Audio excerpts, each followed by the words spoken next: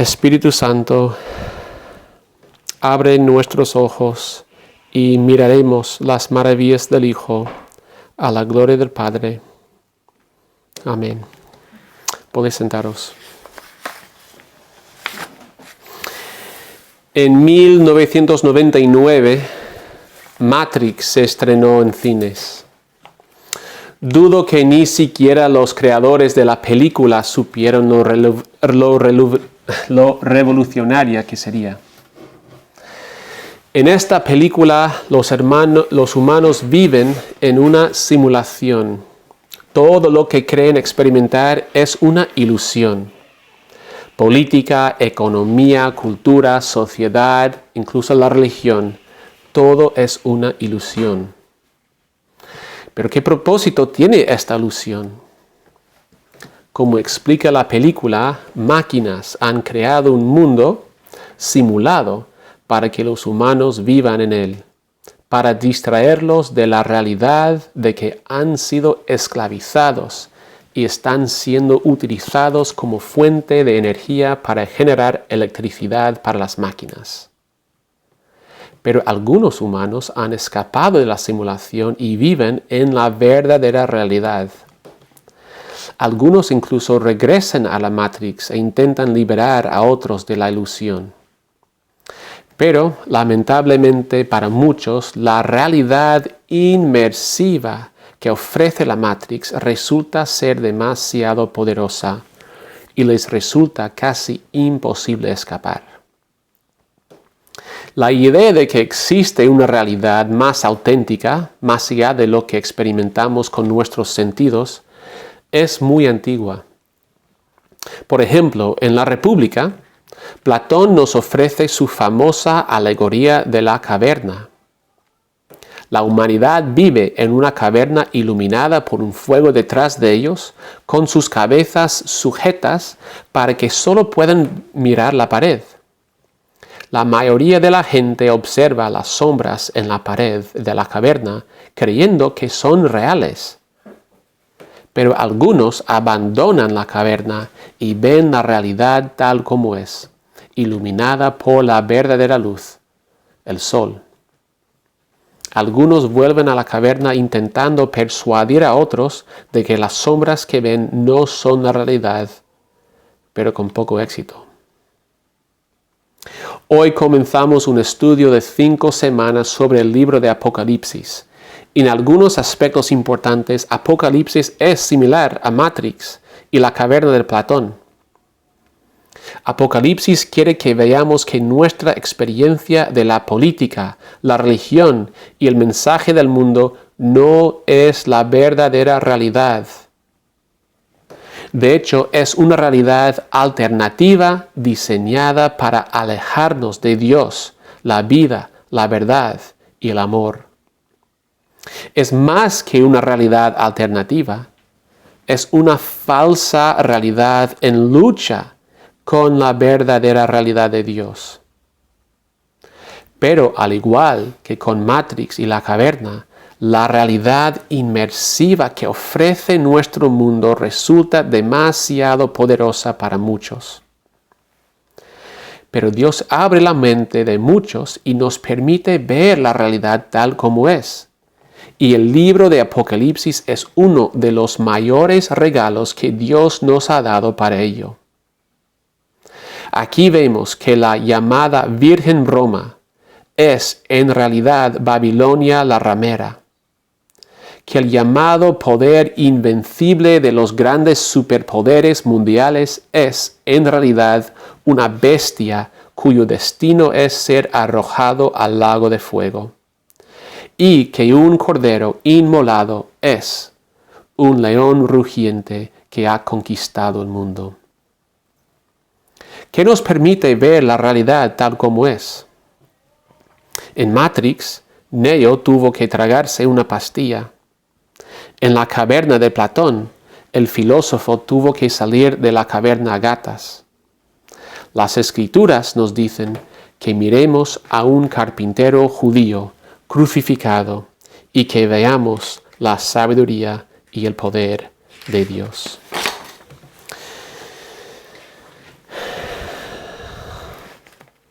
Apocalipsis. Estamos esta mañana en los primeros 3 capítulos, pero realmente centrándonos en una parte, en el capítulo 2. Pero antes de llegar ahí, me gustaría daros una introducción a este libro tan importante. De hecho, algunos dicen que este libro, para nuestra generación tan visual, nuestra generación buscando belleza, buscando profundidad poética, para esta generación el libro de Apocalipsis es el libro más importante. O sea, seguimos predicando Romanos, seguimos predicando Efesios y los Salmos, pero Apocalipsis habla a este momento en nuestro mundo. Algunas ideas clave. Número 1. Apocalipsis es un mensaje de Cristo para la iglesia. Apocalipsis es un mensaje de Cristo para la iglesia. ¿Qué quiero decir con esto? Apocalipsis no habla principalmente del pasado, del siglo I. Por supuesto que hay cosas del siglo I aquí. Hubo una iglesia en Éfeso, en Esmirna, en Pérgamo, etcétera, etcétera, y hay referencias a la situación del primer siglo, pero no es un mensaje principalmente para los cristianos que recibieron este libro. Tampoco habla principalmente del futuro. O sea, por supuesto, al final del libro encontramos cosas sobre el futuro. Pero no habla principalmente ni del siglo I, ni del siglo XXI o XXII. No habla principalmente a la iglesia que se encuentra en esos momentos de la historia. Habla principalmente del presente, del ya, de cada época de la iglesia. Cada época, siglo I, II, III, hasta nuestro tiempo, puede abrir Apocalipsis y recibir su mensaje para ellos en su día, en su contexto. ¿Por qué? Porque Apocalipsis habla principalmente de la lucha entre 2 reinos, 2 cultos, 2 mensajes. Podemos pensarlo así, igual que en cada uno de nosotros hay una lucha entre la carne y el espíritu, y por tanto la palabra es aplicable a nuestro contexto diario, sea cual sea el siglo en el que vivimos.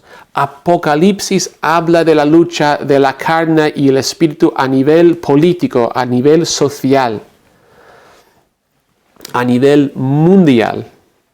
Apocalipsis siempre es relevante porque siempre existe esta lucha entre 2 reinos, 2 cultos y 2 mensajes. En otras palabras, Apocalipsis es para ti, para ayudarte a ver la realidad detrás de la cortina que el mundo ha puesto para esconderla. Apocalipsis es un mensaje de Cristo para la iglesia. Número 2. Apocalipsis es una tragedia y una comedia. Apocalipsis es una tragedia y una comedia. En el mundo de literatura existen géneros literarios. Y en el mundo antiguo, y esto sigue siendo el caso hoy, una tragedia acababa en un entierro. Era una historia de muerte, de juicio, de finales. Y una comedia terminaba en una boda, una celebración de vida, de nuevos comienzos, afirmar lo bueno que es la vida.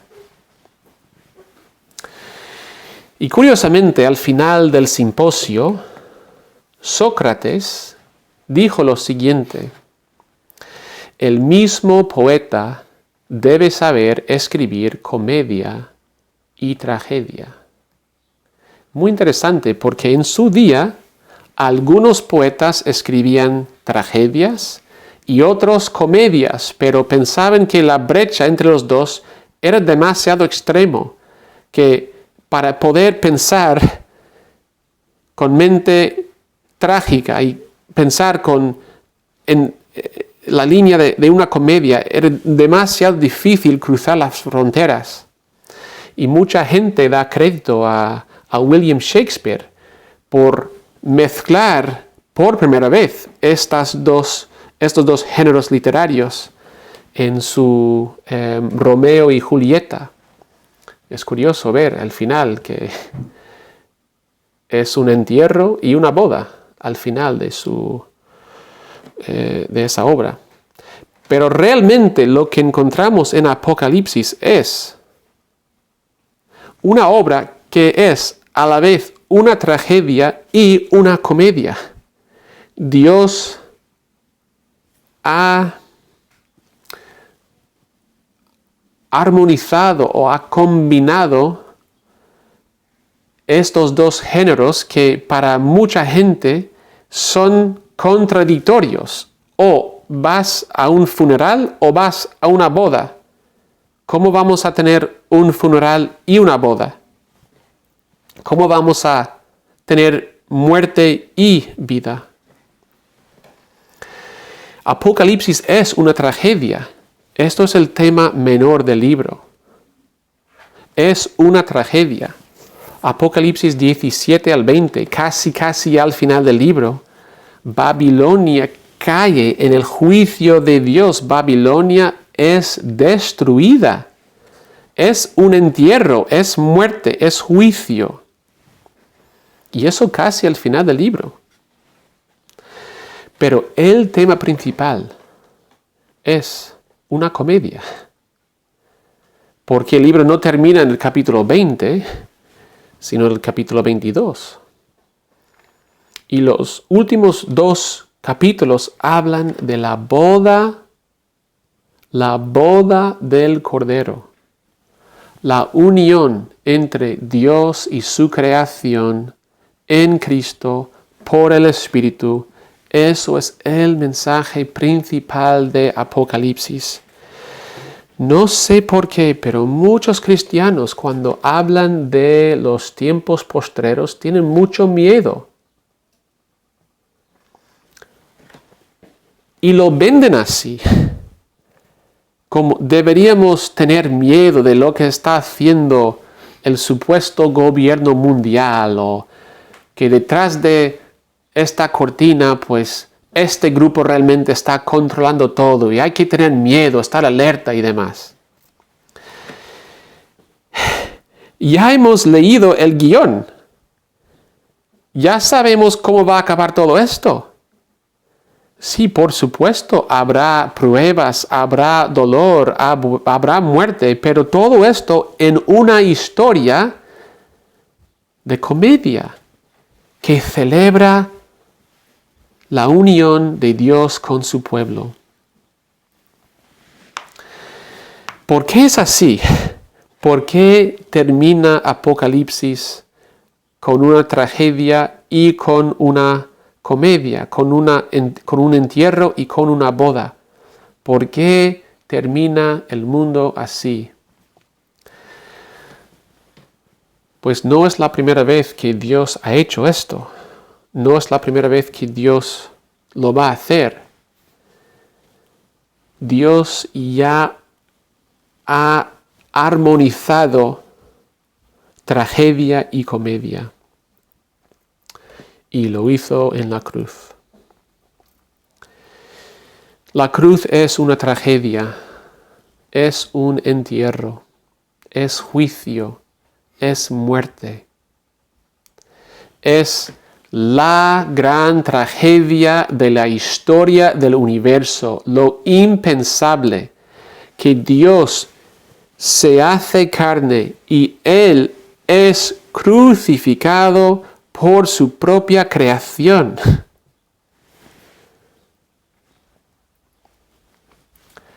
Pero no solamente es una tragedia, es una comedia. En la cruz no es solamente es un entierro, es también una boda.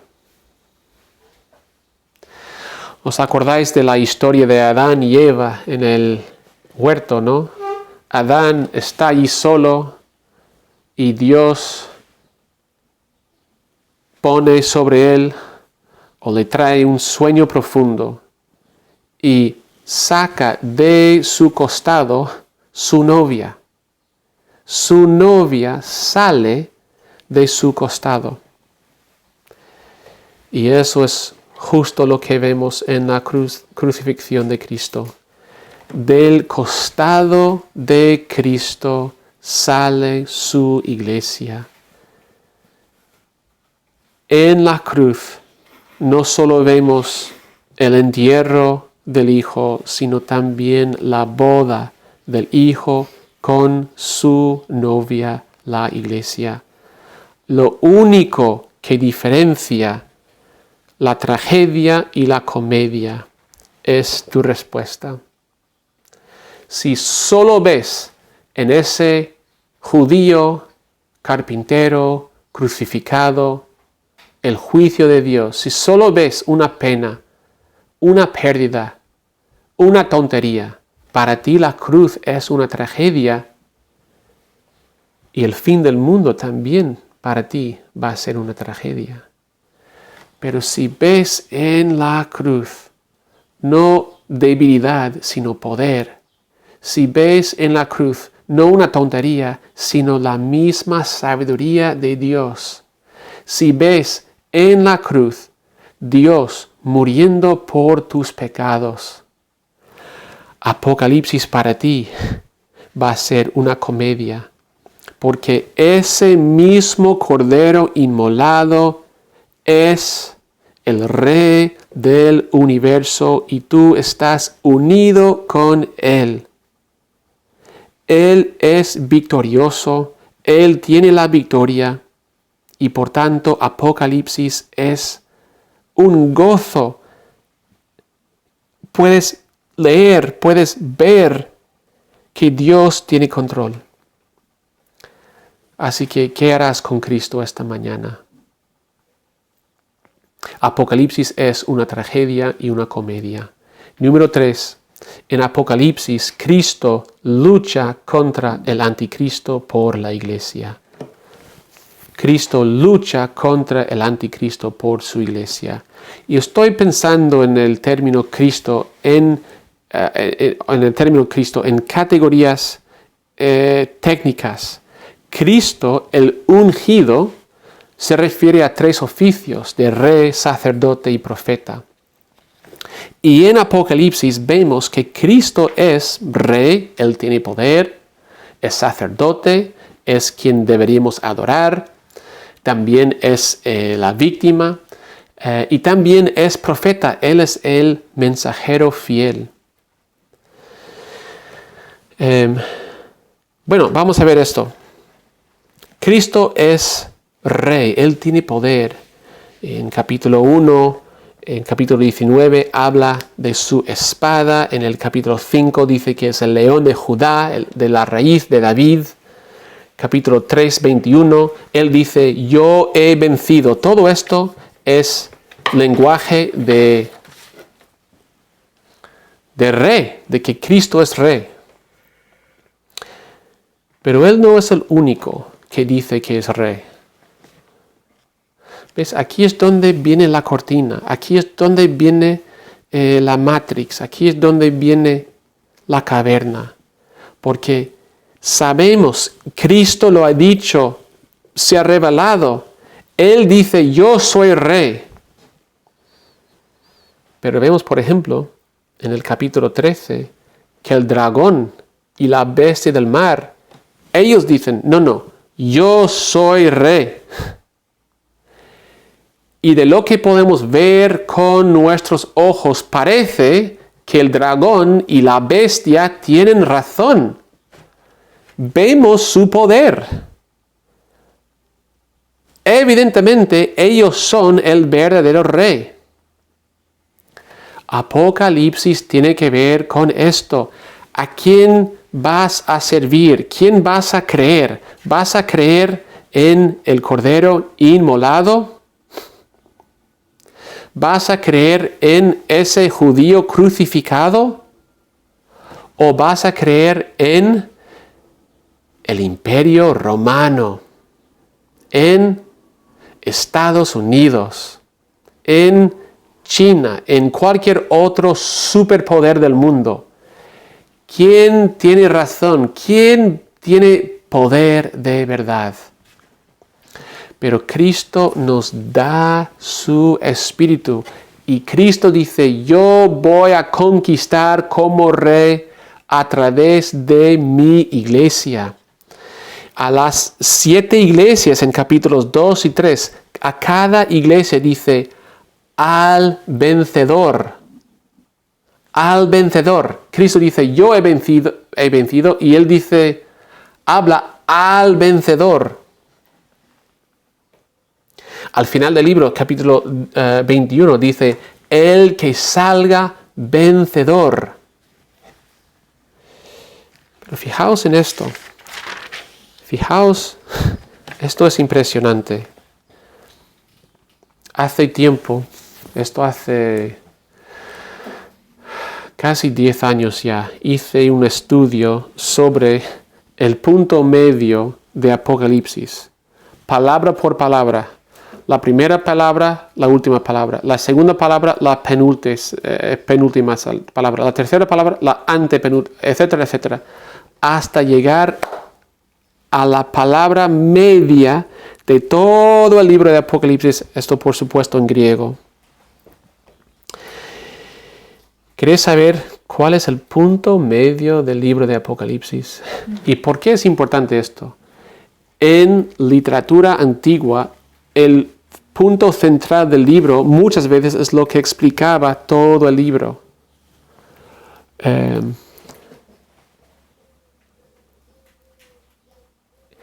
La palabra central se encuentra en Apocalipsis 12, 11. Voy a leer este versículo, 12, 11. Ellos mismos lo han vencido, es decir, la iglesia ha vencido a Satanás, al acusador. Ellos mismos lo han vencido por medio de la sangre del Cordero y de la palabra de testimonio que dieron, pues menospreciaron sus vidas hasta la muerte.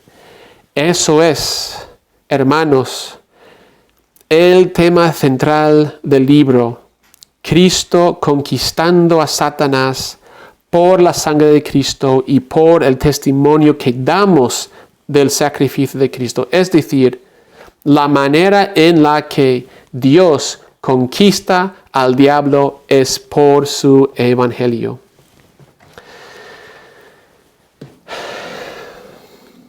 ¿Por qué? ¿Por qué cada domingo estamos aquí leyendo las Escrituras? ¿Por qué estoy aquí cada domingo predicando la Biblia? ¿Por qué intentamos elegir letra o canciones con buena letra? Es porque es por la palabra que Dios conquista las falsedades del mundo. Es la palabra lo que Dios usa para traer vida. Él creó en Génesis 1 con la palabra. Dio vida a Lázaro con la palabra. Y conquista el mundo por la palabra. Cristo dice, yo soy rey. Los superpoderes, el dragón, la bestia dicen, yo soy rey.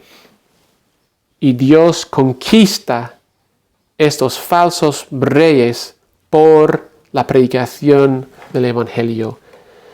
Cristo es rey, pero también es sacerdote. ¿Ves? Hay dos reinos y hay dos cultos.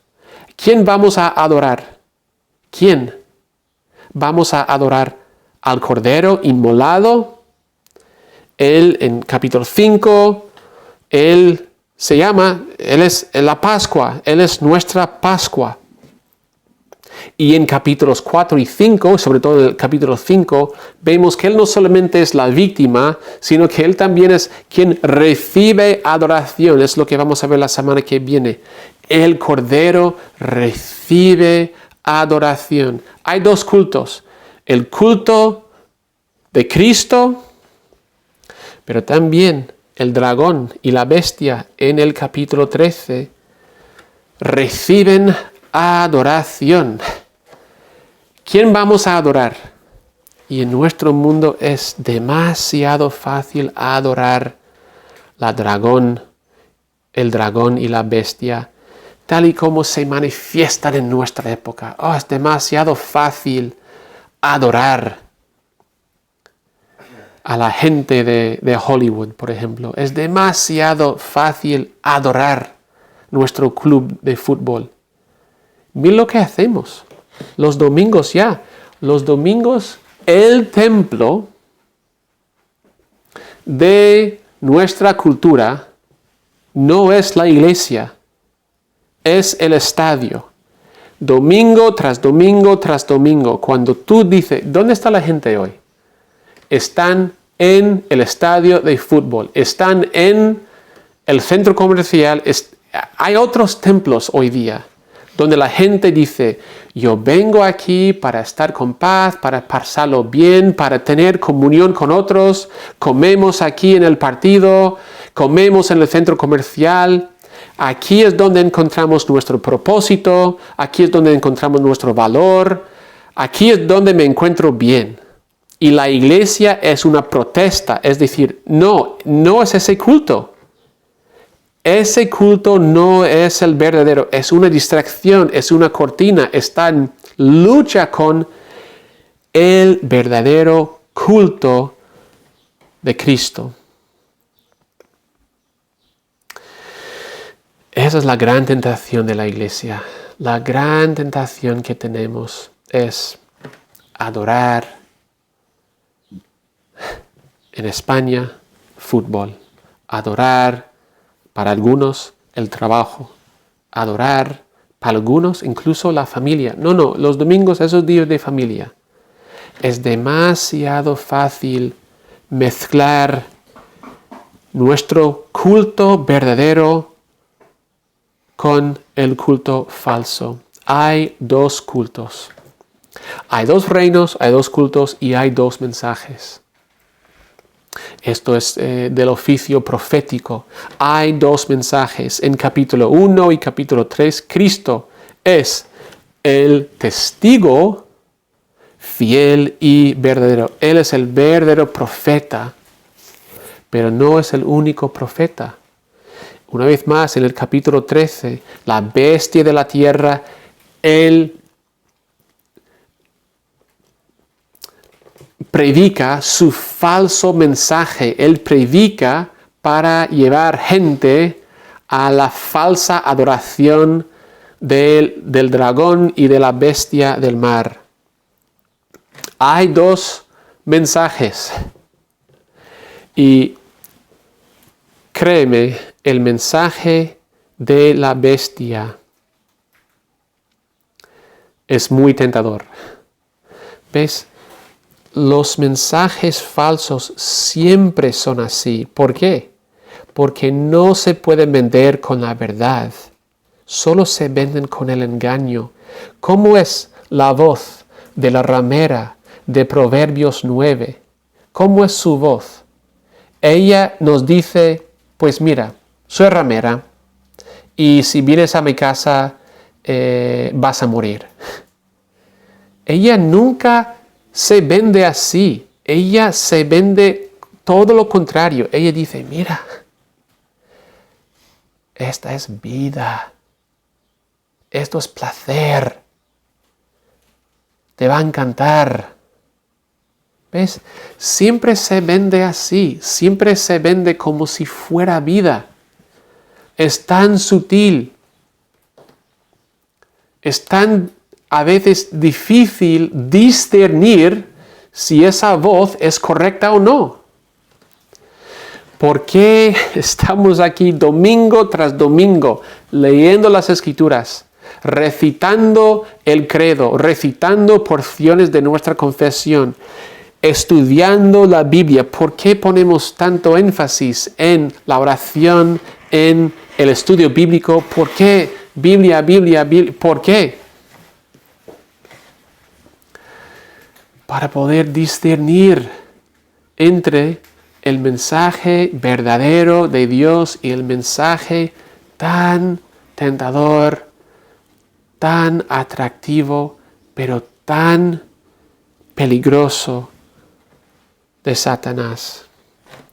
Y nosotros, como Cristo nos ha dado su Espíritu, ahora somos testigos. Capítulo 2 y 6 y 12 dicen: nosotros somos testigos, igual que Cristo es el profeta, Él nos hace profetas para hablar la verdad.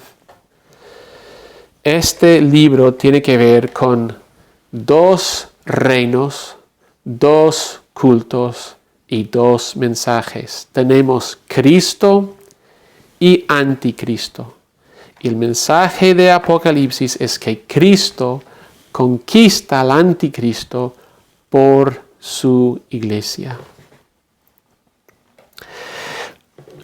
Ahora vamos a ver brevemente el mensaje de Cristo para su iglesia. Estamos en capítulo 2. Y en los capítulos 2 y 3, me imagino que vuestras Biblias, el encabezamiento al comienzo del capítulo 2 es igual que el mío: las cartas a las 7 iglesias. Estas 7 iglesias se encuentran en los capítulos 2 y 3. Y no vamos a leer de todas las iglesias, solo vamos a ver una. ¿Por qué? Porque estas 7 iglesias están construidas en lo que se llama un quiasmo. Y un quiasmo es, hay 7 iglesias, entonces hay vínculos entre la iglesia número 1 y la iglesia 7, la primera y la séptima. Luego hay paralelismos entre la segunda y la sexta. Hay paralelismos entre la tercera y la quinta. Y la cuarta, la de Tiatira, es la que explica las otras iglesias. Es la más completa. Este mensaje a Tiatira es el mensaje más largo. Contiene todos los elementos encontrados en las otras iglesias. Es el único que menciona todas las iglesias y trata con los 2 temas principales que se encuentran en las otras iglesias. Las otras iglesias nos dan partes y porciones y matices, pero encontramos, digamos, la plenitud del mensaje aquí en Tiatira. Así que si estudiamos el mensaje de Cristo a esta iglesia, vamos a entender su mensaje a todas las iglesias. Y una vez más, para repetir lo que dije al comienzo, este mensaje no es solo para una iglesia del primer siglo. Este mensaje es el mensaje de Cristo para su iglesia, porque trata con temas que siempre son importantes a la iglesia. El tema principal del mensaje a Tiatira es no dejar que el mal entre en la iglesia. Lo voy a repetir una vez más. El mensaje principal es esto. Si tú quieres entender, Dios, ¿qué nos quieres decir en capítulos 2 y 3? Y realmente, ¿qué nos quiere decir en todo el libro de Apocalipsis? Y en algún sentido, en toda la Biblia, ¿qué es el mensaje central? ¿Qué es la palabra Cristo que tienes para nosotros? Es este: no dejar que el mal entre en la iglesia. Cuando vemos la mezcla del bien y el mal, ojo. Cuando vemos la mezcla del nuevo Jerusalén y la antigua Babilonia, ojo. Hermanos y hermanas, antes de avanzar, solo recordaros que esta es nuestra realidad. Nuestra realidad es que hay Babilonia en nuestros corazones. Y Cristo está diciendo, hay que quitar esa Babilonia de vuestros corazones. Esa Babilonia os va a matar, os va a hacer daño. Hay que seguir hacia la nueva Jerusalén. Hay que dejar atrás Babilonia y el pecado y hay que abrazar la nueva Jerusalén. Esta mezcla es lo que encontramos en capítulo 2. Vemos, por ejemplo, en el versículo 19, dice, yo conozco tus obras. Fijaos en esto. Tu amor, tu servicio, tu fe y tu paciencia. Y sé que tus últimas obras son superiores a las primeras. Es decir, que van cada vez más mejor. Estás creciendo. ¡Qué bien! Y también al final, en los versículos 24 y 25, pero a vosotros y a los demás que están en Tiatira, a cuantos no tienen esa doctrina y no han conocido lo que ellos llaman las profundidades de Satanás, yo os digo que no os impondré otra carga, pero lo que tenéis, retenerlo hasta que yo venga. Esto es muy bueno. Ya sois inocentes, no prestáis atención a esa falsa enseñanza. ¡Qué bien! Conozco tus obras, que son buenas. Pero esto no es el único mensaje que Cristo tiene para la iglesia. Empezando en versículo 20 dice, pero tengo unas pocas cosas contra ti, que toleras a Jezabel, esa mujer que dice ser profetisa, que con su enseñanza engaña a mis siervos. Y fijaos lo que dice, incitándolos a cometer inmoralidad sexual y a comer de lo ofrecido a los judíos. Lo ofrecido a los ídolos, Ha dicho aquí dos cosas. Ha hablado de comer de lo ofrecido a los ídolos y de cometer inmoralidad.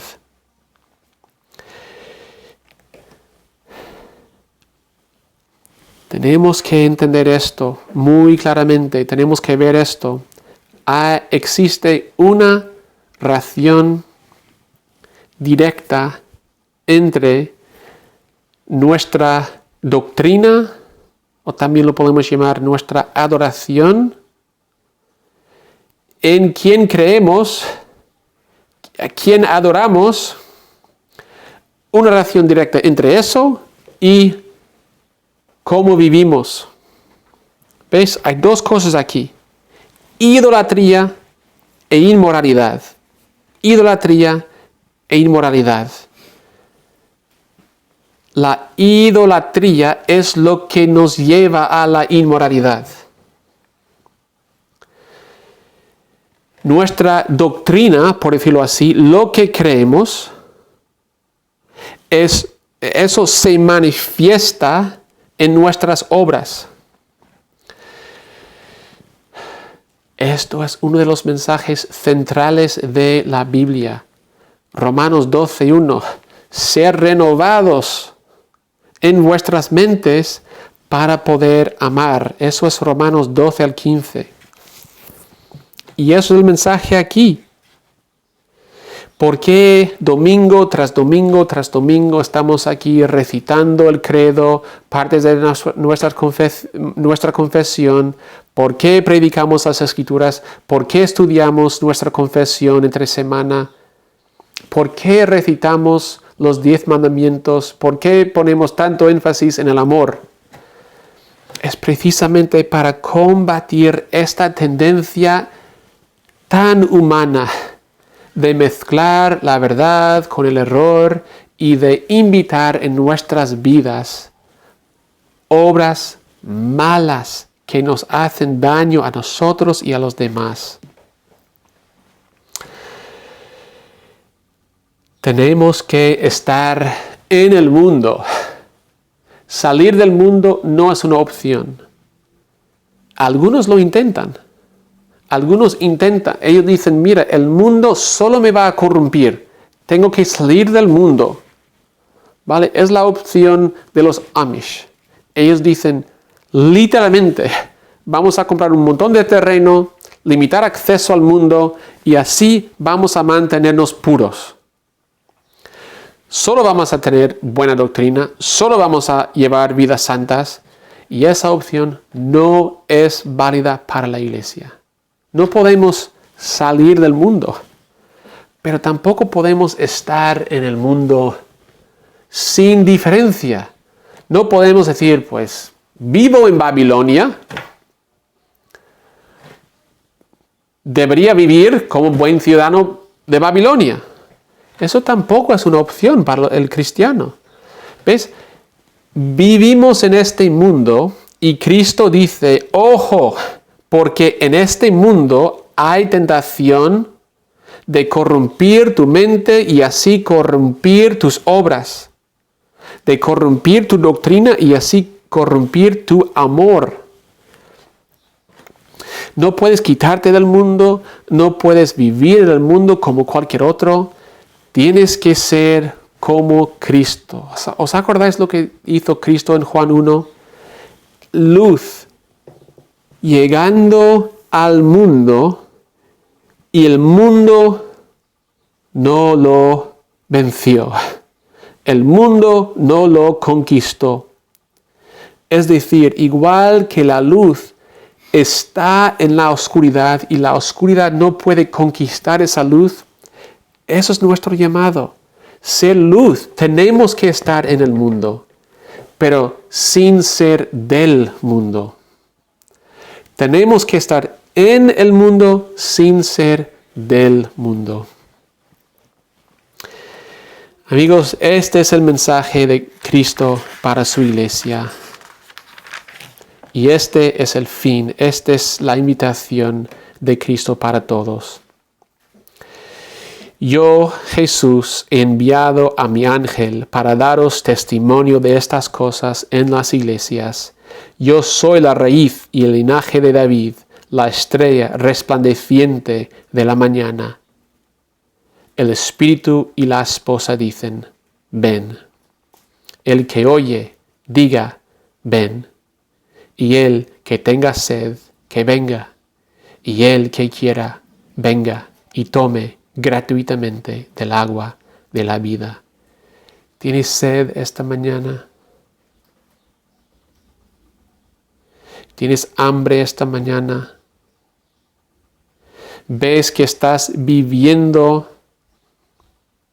en este mundo, sirviendo al reino de este mundo, adorando al Dios de este mundo, creyendo el profeta de este mundo? ¿Ves que esto está en lucha con la verdad? Si tú quieres luz, si tú quieres cambiar de este mundo a la realidad espiritual de Dios, lo que marca la diferencia, lo que te cambia la vida es Cristo. Ver en la cruz Cristo crucificado por tus pecados y ofreciéndote vida, ofreciéndote justicia, ofreciéndote nuevos comienzos para vivir como Él, para ser como Él. Eso es como puedes tener nueva vida en este mundo. Y como en la Matrix y como en la caverna de Platón, puedes ver la realidad tal y como es, con Dios como Rey, Dios como objeto de nuestra adoración y Dios como testigo fiel, dándonos verdad y enseñándonos cómo vivir en este mundo. Es la invitación para ti esta mañana. Oremos. Gracias Dios por las Escrituras, gracias por darnos Apocalipsis, gracias por esta oportunidad para ver la realidad tal y como es. Señor, abre nuestros ojos cada día para ver la realidad, para verte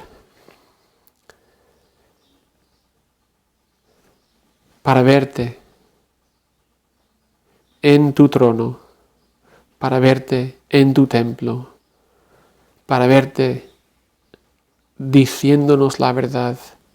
Señor, si hemos creído algunas mentiras, si estamos sirviendo a falsos dioses, si estamos sirviendo a otro Dios, enséñanos, por favor. Llámanos, Dios, a ti mismo una vez más. Haznos más como tú. Te lo pedimos en esperanza, porque te lo pedimos a ti, nuestro Padre, a través del Hijo y en el Espíritu Santo. Amén.